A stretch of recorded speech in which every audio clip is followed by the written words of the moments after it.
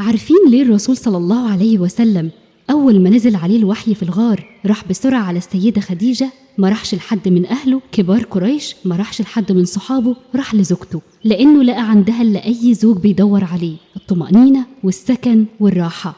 أمنا خديجة الأنثى الذكية ما سألتوش مالك، أو يمكن أنت بتتوهم. لأ، بصي هي عملت إيه؟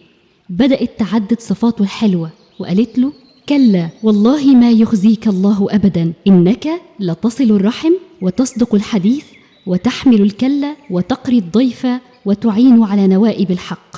يعني صدقته وبدأت تبين له صفاته اللي يستحق بيها النبوة، فكرته بقد إيه هو إنسان عظيم وقدرته. وهو ده سر الأنوثة الحقيقية، هو ده اللي بيحتاجه الراجل من الأنثى اللي معاه، التقدير. بيدور على الزوجة اللي بتحسسه بقيمته وبتدعمه وبتكون جنبه. سيدنا محمد صلى الله عليه وسلم عمره ما نسي الفضل ده، وفضل طول حياته بيقول عن أمنا خديجة: آمنت بي إذ كفر بي الناس وصدقتني إذ كذبني الناس.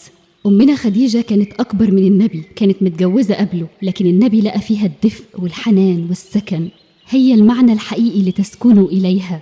الراجل مش بيدور على الشكل والسن بس، الراجل بيدور على الأنوثة الحقيقية، ومجرد ما بيلاقيهم مش بيفرق معاه أي حاجة تانية، بيدور على الاحتواء والتقدير والطمأنينة. لو عايزين علاقة زوجية سليمة وناجحة، اتعلموا من أمنا خديجة. الزوج محتاج تقدير حقيقي، محتاج اللي تذكره بصفاته الكويسة، وهو في أضعف حالاته محتاج البيت يكون أمان وراحة وسكينة. ساعتها العلاقة مش بس بتستمر، دي هتكون علاقة ربنا وصفها في كتابه: سكن ومودة ورحمة.